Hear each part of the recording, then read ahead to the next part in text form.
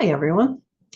So since today is the 15th, and on the 15th and the first of the month, I'm trying to do um, slightly longer form videos and possibly more research to give myself an excuse to do more research. So this time I'm doing one that's on the Gospel of Mary. And this is on the Gospel of Mary because I was fortunate enough to get to teach a class, help teach a class with Judy Grahn, the internationally renowned lesbian poet. She was teaching a class on the Gospel of Mary, and she asked me to be her TA and her technical assistant. It was a lot of fun. I had a great time. And I think her class did too. We really enjoyed ourselves. We had some deep ranging discussions, and I always love doing that. It's one of the reasons I'm teaching here is I'm hoping for more deep ranging discussions. So this is it's about 40-minute long presentation. I'm probably going to cut it in half just so that it's not obnoxiously long for people. And there was a lot of stuff that I had to cut out to kind of hammer it down into 40 minutes.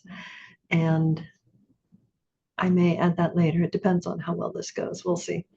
So this is a presentation by me that Judy asked me to give for her class on the Gospel of Mary. And we shall now begin. The Gospel of Mary is, I believe, a genuine expression of early Marian Christianity, which I intend to demonstrate here today. At issue is the legitimacy of the only gospel attributed to a woman.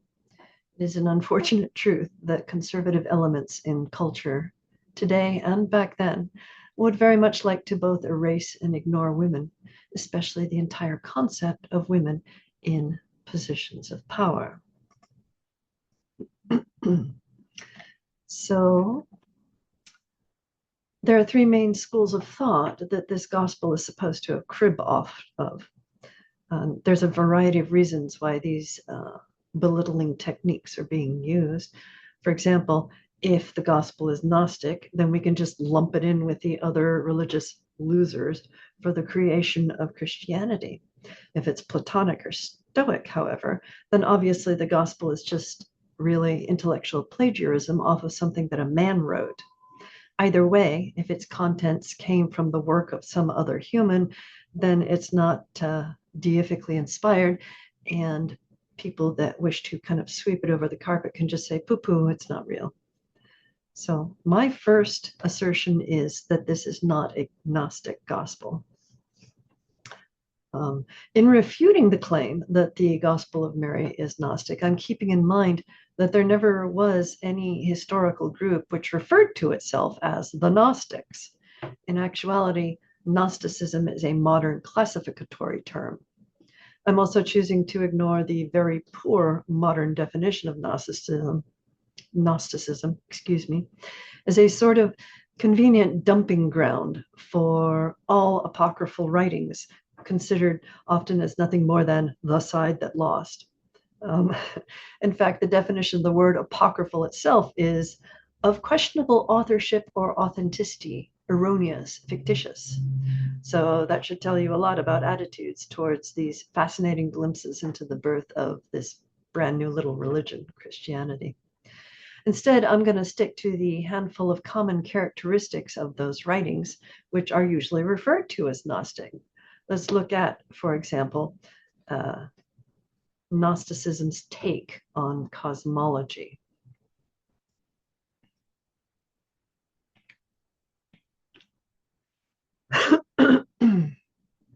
Excuse me. So in Gnosticism's cosmology, this is a generalization of most of the Gnostic writings, the highest and most remote divinity is called the monad. And at some point, it created lower divine beings called eons. One of these eons, called the demiurge, was flawed, full of pride and envy. And to prove itself, it created the physical world. But due to its arrogance, the material world is consequently both damaged and defiled. Now, divine elements can fall into the material realm, becoming latent in human beings. redemption or recovery from the fall occurs when humans obtain gnosis, which is esoteric or intuitive knowledge of the divine. As this shows, Gnostic thought is very binary. You are either an unknowing creation of evil, or you're one that is trying to redeem, to become good through an austere aesthetic regime of extreme self-denial and self-mortification. And there is no in between. Now, using those suppositions and shared characteristics, I do not see the Gospel of Mary as Gnostic. It's not based on binary thinking, like good versus evil, because in the Gospel of Mary, sin is only due to human error rather than due to an evil nature. Also, instead of living an ascetic life to become good, the Gospel just asks us not to sin and defines sin as an adulterous mixing of the spiritual with the material, as far as we can tell. Also, one's sex doesn't matter in the Gospel of Mary. Unlike classic Gnosticism, where women are usually defined oppositionally from men, men are orderly and civilized. Therefore, women are portrayed as having inherently chaotic natures or as being evil temptresses. And further, if nothing else, both humans and the natural world are seen as good in the Gospel of Mary, not fallen and not a damaged creation by a flawed entity. The only way you could call this a Gnostic gospel is if you define it purely as a means for achieving gnosis, gnosis being defined as divine knowledge. I also feel that the Gospel of Mary is not Platonic. Plato believed few men were capable of or interested in reasoned philosophical discourse, but he understood that most are attracted by stories. So he used his stories, such as the famous allegory of the cave, to convey his theorizing on philosophical reasoning. Now, in the allegory of the cave, if you're not familiar with it, everyone is metaphorically changed. So all they can ever see are blurred shadows of imitations of the truth, which parade behind them, and they cannot turn around to look behind themselves. And those shadows cast over their shoulders, seen on the far wall, that's what they think truth is, because that's all they can see. And to Plato, that's all this material world is. It's a constantly morphing, shabby copy of the forms, which we often refer to as Platonic constants, which are clear, perfect, fundamental reality. Forms include not just the perfect, never-changing geometric shapes or natural trees or a martial strike or whatever, but also entire fields of study, such as natural science, deductive mathematics, logic. Even those who somehow manage to escape the cave are capable only of beholding the forms.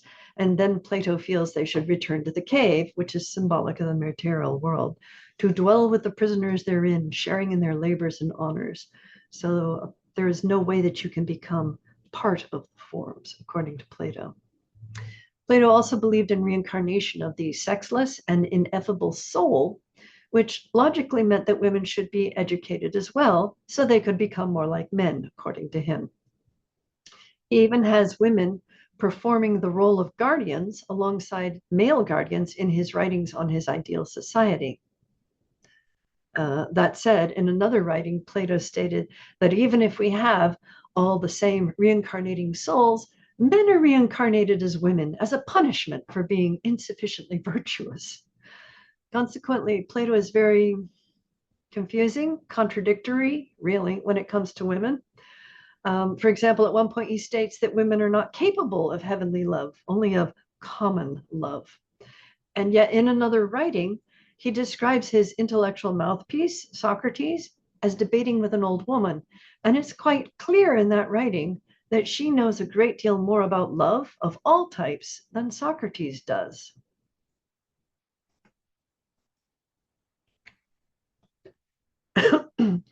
In comparison, the Gospel of Mary states that the material world is good, because it was made by the good. That's what it translates to. The word does in the Gospel of Mary. Further, we can each individually access the truth and find salvation, not via logic and reasoning, but rather by discovering our inner child of humanity. And again, that's how it translates. That means reuniting with the good rather than just beholding it and then returning to the material world. Also, there is no hierarchy of worth that states that women and slaves are physically and intellectually inferior to men, which there is in Platonism.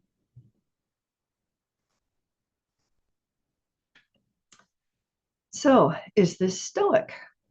First, I'm keeping in mind when I talk to you about this that there are a lot of schools of Stoicism, including some modern versions, which are rather hostile to any emotion whatsoever. Also, since I'm not personally familiar with Stoicism, I spoke with an acquaintance who is a practitioner. And as a result, I'm going to refer here only to the more hospitable Roman school, which he practices, under the hopefully reasonable expectation that that's the kind that was most common around the time of the writing of the Gospel of Mary. Under that precept, and according to my admittedly limited understanding, Stoicism reminds you that you have agency in the face of reality regarding the interpretation of reality as either hostile or benign. And further, it encourages its practitioners to reason carefully so as to interpret reality in ways that liberate them from emotional impulsiveness. Another important point is that Stoicism doesn't really appear to be spiritual at all. Excuse me. It doesn't address the soul ever, from what I can tell. So to the so-called church fathers, it was just a pagan philosophy. However, some early Christian writers were still willing to borrow from its central philosophical concepts. For example, both Stoicism and classic Christianity, the kind that we have today, both believe in the persistent evil of humankind, in the need to master passions such as lust and envy, and in inner freedom despite the external world. And this is most likely, that last one, is most likely why some modern scholars believe that the Gospel of Mary is Stoic. However, I don't really see much of that in the Gospel of Mary. Instead, in the Gospel, it declares that there is no sin, no evil that is inherent in the world. Admittedly, control over one's emotions is a likely result of finding one's personal child of humanity. But unlike Stoicism, the Gospel isn't trying to teach emotional self-control. It's entirely spiritual in nature. So while both philosophical traditions suggest that thoughtlessly acting on passion is not wise, it appears that Stoicism is predominantly worried about not being ruled by passion, as in not acting foolishly and emotionally before you think things through.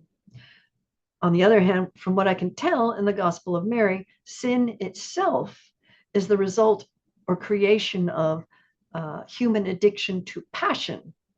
But what it's trying to teach you is salvation or reunion with the good.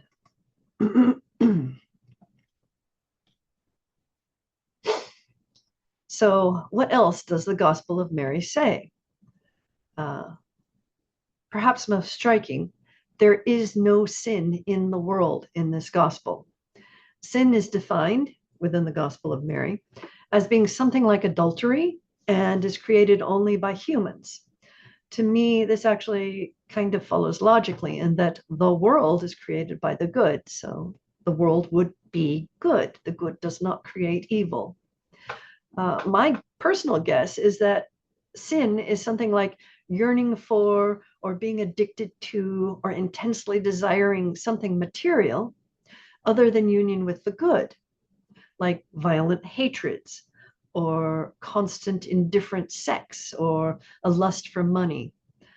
In her book, Dr. King states this more poetically as incorrectly mixing the spiritual with the material.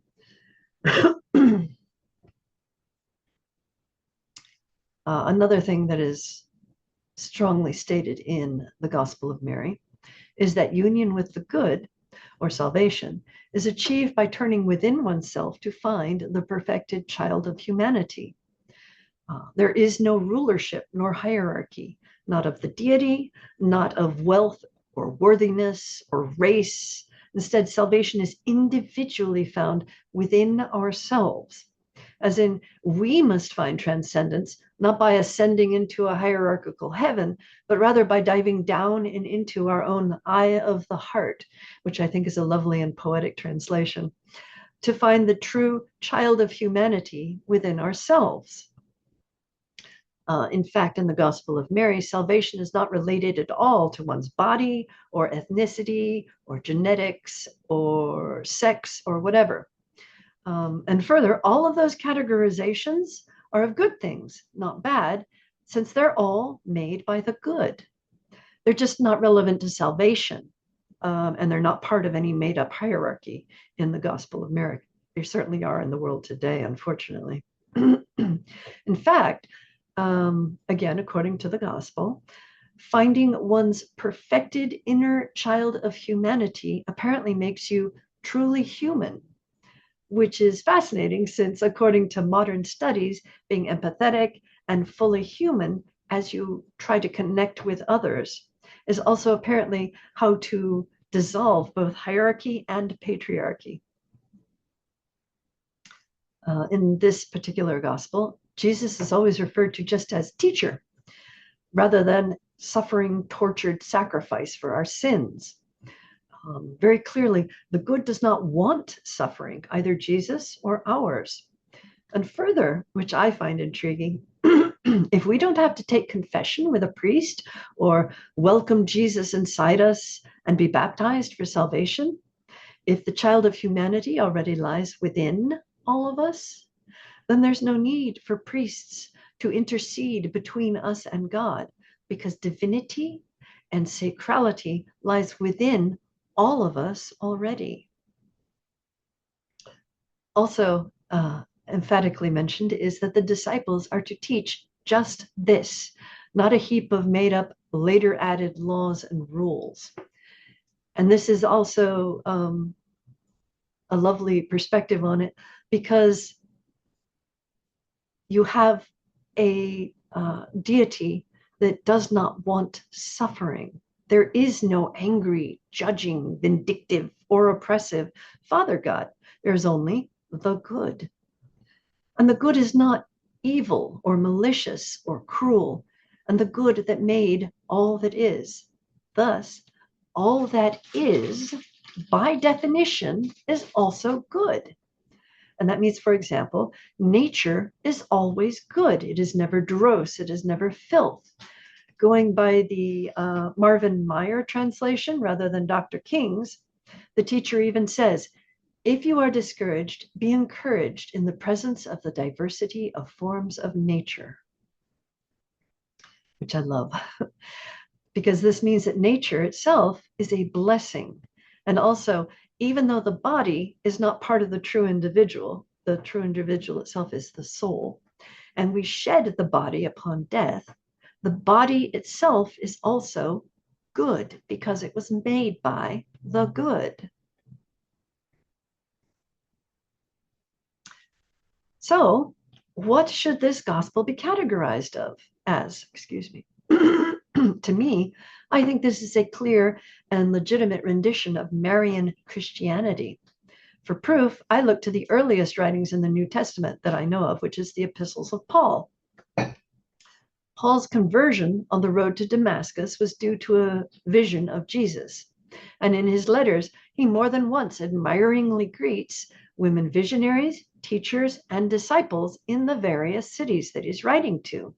So it seems reasonable to me that he would consider Mary, who is a visionary woman who was taught by Jesus himself, to be an extremely important and valid apostle and teacher. Also, since Paul was a man, his letters are probably less assiduously recopywritten than anything attributed to a woman would be, although, of course, that's no guarantee of untouchability. Just as an example, we're pretty sure now that the nasty little misogynistic interludes in 1 Corinthians were later additions. I'm specifically referring to chapter 11, verses 2 through 16, and chapter 14, verses 34, 35, which are the verses about man being the head of woman, who should cover their heads in church to be decent. And the later verses are about not permitting women to speak in church at all. And we know this is true because we found copies of Paul's letters where those particular bits were added, but they were added in different places within the various letters. But back to Paul, potentially reflecting on some of Mary's teachings. Sure enough, at least 6 of the Gospel of Mary's writing elements are indeed echoed in one of Paul's epistles, Romans, which was written around 56 to 57 CE. There's even like 8 common themes within the biblical Gospels as well. Keep in mind, these are written in chronological order. Mark, which was 6970 CE, and then came Matthew, which was 85 CE, and then came Luke, which was 95 CE, and then John, which we think may have been written down as at the same time as the Gospel of Mary potentially was, around the beginning of the 2nd century. So this leads me to believe that Marianism was a valued and viable school of Christian thought at the new little religion's birth. Now, significantly, it's also a gospel of hope and salvation, rather than Peter's more classic hierarchies of death-focused sacrificial power achieved by slavishly sticking to the status quo. So now something else intriguing about the Gospel of Mary.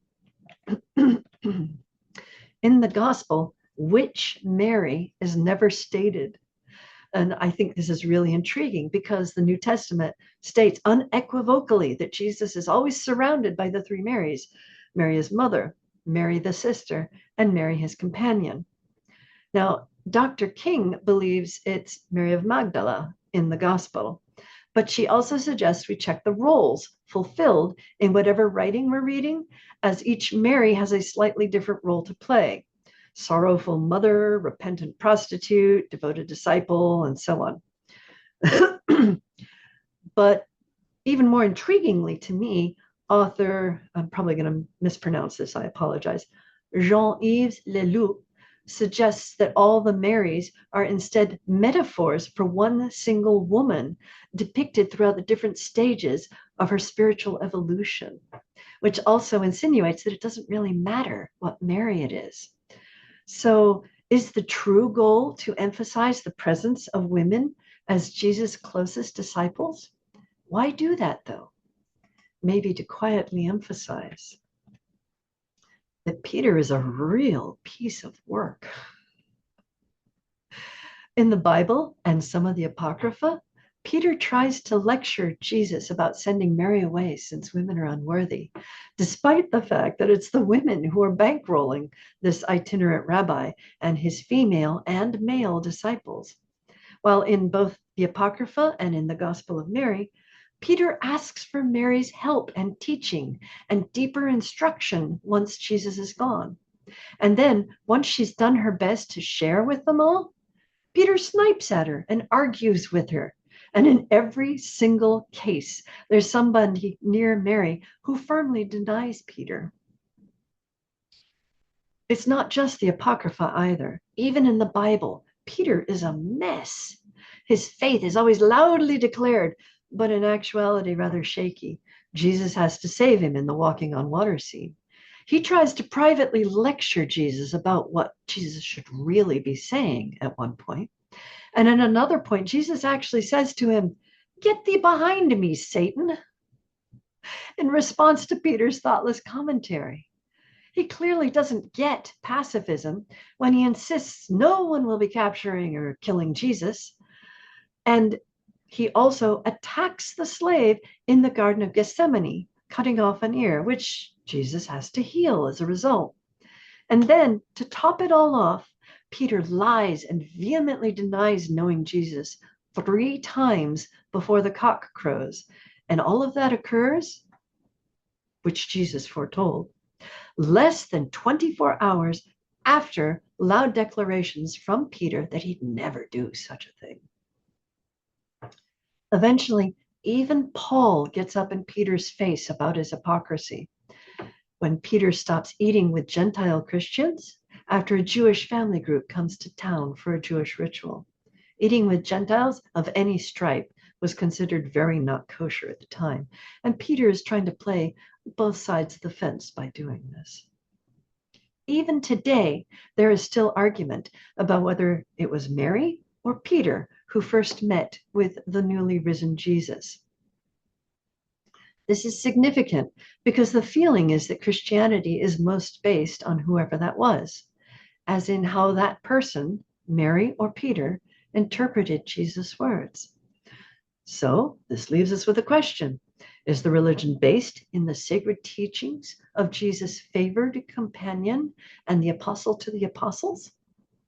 Or is the current version of Christianity a more accurate reflection of Peter's thoughtlessly arrogant, bombastic misinterpretations?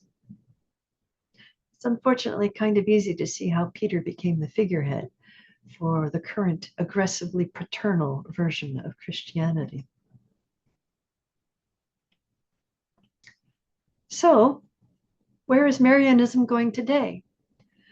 Despite all of the efforts of the fledgling churches, their best efforts to destroy all the non-Petrine teachings and to replace Mary's name with Peter's in all the recopied writings, and to vilify Mary as a repentant prostitute, which was complete balderdash, and women in general as debased, foolish, untrustworthy, still the fragments of the Gospel of Mary and other now radical teachings about the Marys managed somehow to survive.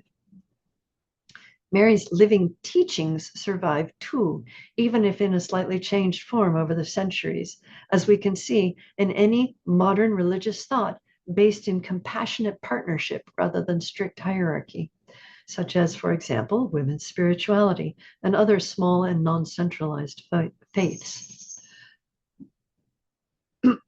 Now, before looking to the future, I think it's important to also be aware of the past, such as the quite deliberate nature of Christian female erasure. There's a fascinating article from 2013 that I found about just this subject, in fact. The title is Collyridian Déjà Vu, the Trajectory of Redaction of the Markers of Mary's Liturgical Leadership. The author is Dr. Ali Kattouz. I apologize if I'm pronouncing her name wrong, I'm pretty sure I am, states that the oldest Dormition manuscript was copied down in the 5th century.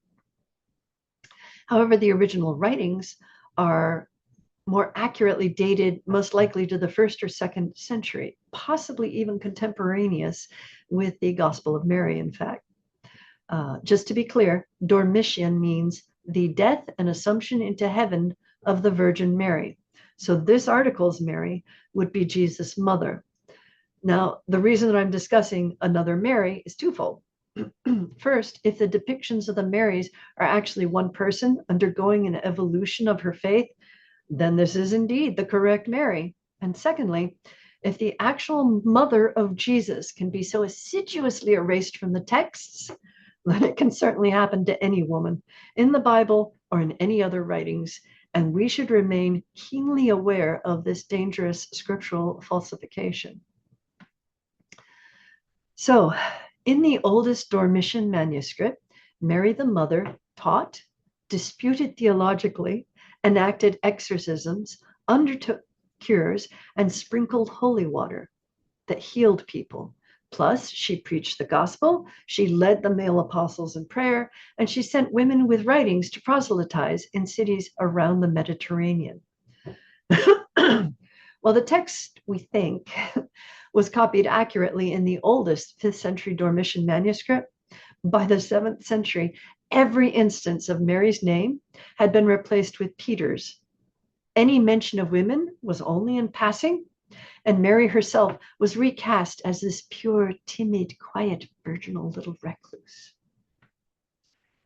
So the reason that this is something that is significant is people that were recopying at that time seemed to take the original text more as a suggestion than as an actual something they had to carefully recopy word by word. And so if they felt, oh, I've heard from God, I should rewrite this, then they just changed whatever they wanted. So the original texts were more of a suggestion for them than something I actually followed assiduously.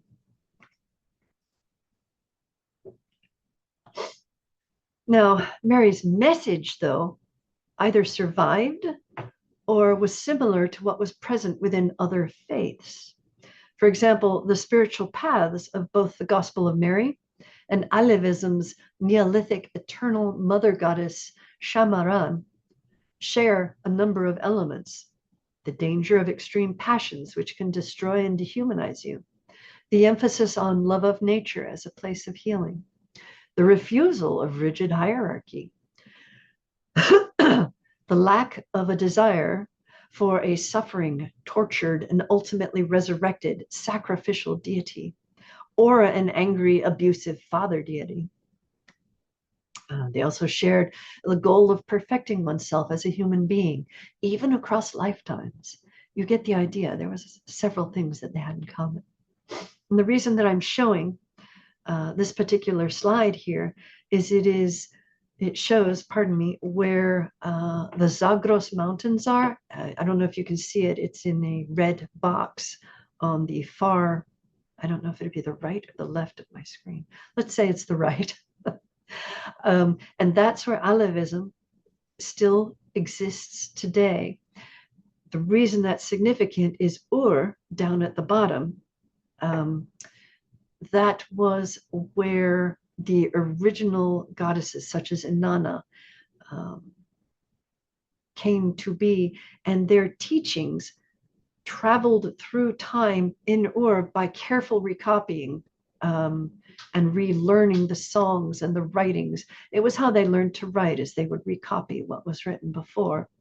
And for some reason, they seem to have been far more accurate about their recopying than they were in Christianity.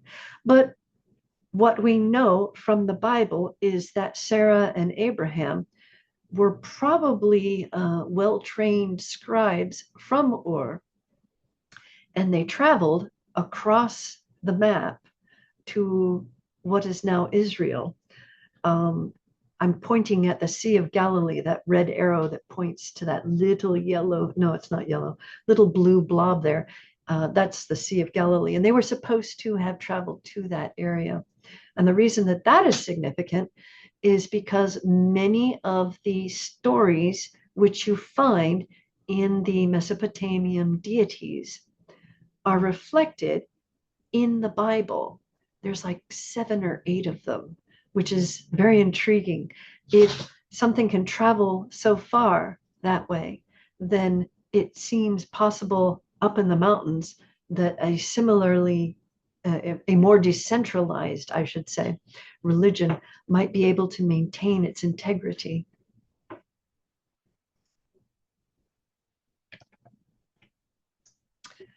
So, why is it important to keep researching and teaching these kinds of discoveries? Well, first, there's how it can non-consciously change you, I believe, for the better. I'm going to read the quote here aloud because I think it's so important. It's a quote from Dr. Carol P. Christ from her article, Why Women Need the Goddess. And she wrote, even people who no longer believe in God or participate in the institutional structure of patriarchal religion still may not be free of the power of the symbolism of God the Father. A symbol's effect does not depend on rational assent, for a symbol also functions on levels of the psyche other than the rational. Symbol systems cannot simply be rejected, they must be replaced. Where there is not any replacement, the mind will revert to a familiar structure at times of crisis, bafflement, celebration, or defeat. The second reason why I think it's important to keep researching and teaching is because of how marvelously it affects your brain. You really must be mentally flexible on such fluid, ambiguous readings such as the Gospel of Mary. Also, there's a real need to read slowly, thoughtfully, critically, so you don't reflexively add in extraneous stuff you've been taught elsewhere. The best example of this I know is the story of Adam and Eve and the apple. If you actually go and read Genesis, it never says it was an apple. We all know it was an apple, but it doesn't actually say that. That is a later thing that was added in that we've all internalized. Oh, of course it was an apple, that kind of thing. Thirdly, and perhaps most importantly to me, I think we're currently experiencing the extinction burst of patriarchy. In psychology, an extinction burst is the outraged, outsized reaction expressed by an individual or a group when a behavior no longer elicits the desired. Sorry about that. Where was I? When a behavior no longer elicits the desired and formerly dependable response. And the proper way to deal with this kind of spoiled brat behavior is sometimes painful, as any parent dealing with a toddler can tell you, but absolutely necessary. You must stay the course. In this case, we absolutely need to keep representing this abstract concept with concrete examples, embodying women as leaders and wise elders of families, of communities, in religion, in medicine, in economics, law, politics, and more in the world today. And finally, we need to use these healthier, more nature-oriented, and more compassionate spiritual teachings to help create a more matter-focused world, because patriarchy is basically killing both us and the planet. Thank you for your time. I hope you enjoy.